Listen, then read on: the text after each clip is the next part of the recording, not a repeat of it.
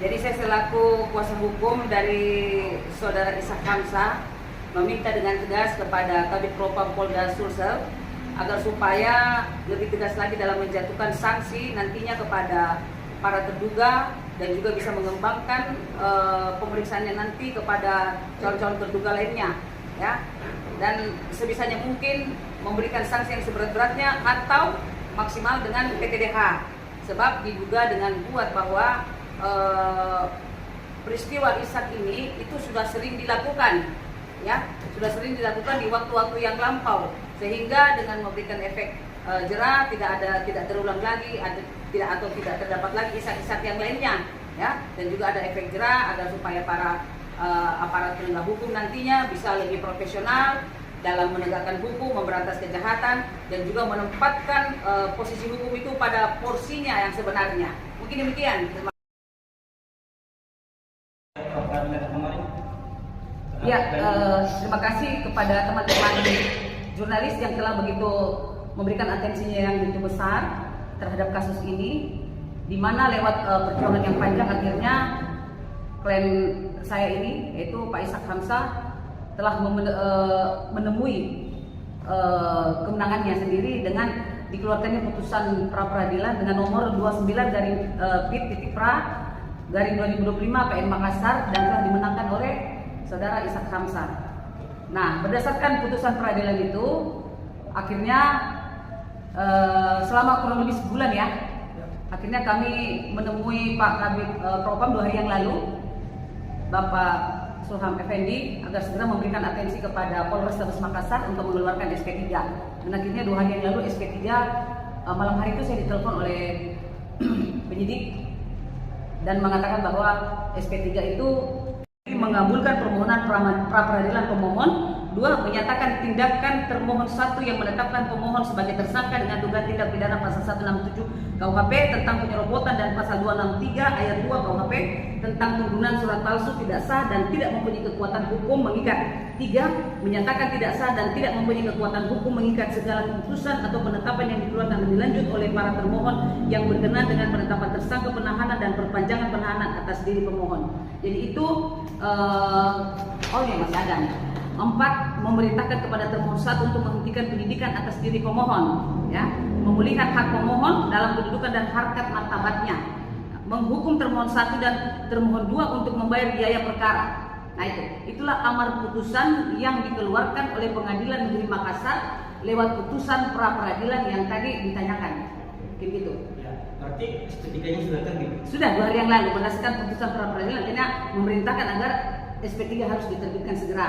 Oke. Berarti menyambung daripada putusan itu kan berarti ada hak pemulihan hak, ya, yang ditujukan kepada saudara dari Anda bahwa dengan adanya SP3 itu kan harus dipulihkan. Ya, betul. Sementara kalau saya tidak salah, klien Anda kan juga ada demas di Polda Sulsel terkait dengan dugaan pelanggaran oknum penyidik tersebut. Itu bagaimana upaya dan langkah sekarang?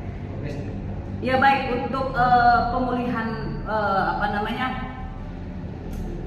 menuntut pemulihan nama baik dan harkat martabat klien kami, yaitu Pak Ishak Hamzah, itu akan ada poin tersendiri. Untuk saat ini kebetulan tadi Pak Ishak Hamzah ini baru aja diambil BAP-nya, BAP tambahan di situ, di mana kami meminta agar supaya bahwa para penyidik yang sudah status terduga saat ini itu bisa dikembangkan, yaitu ada lagi terdumas yang lain. Dalam hal ini kita sebutkan, ya, pertama Kanit, Pak Kanit mana ini? Iya, Kanit Tambang, Kanit 2, ya, Kanit 2 Tambang, kemudian Kanit 2 benar, Kanit 2 Tambang, terus Pak Kasat Reskrim, yang ketiga Kabak Wasidik. Itu di mana bahwa adanya penetapan-penetapan yang ditandatangani oleh mereka ini itu harus ditelusuri, ya. Di mana sebelum menandatangani suatu penetapan itu kan memang ada gelar perkara. Nah, berdasarkan gelar perkara itulah yang tidak cermat, yang diduga tidak cermat, bukan lagi diduga, ya, memang tidak cermat karena sudah ada putusan pra-peradilan, ya.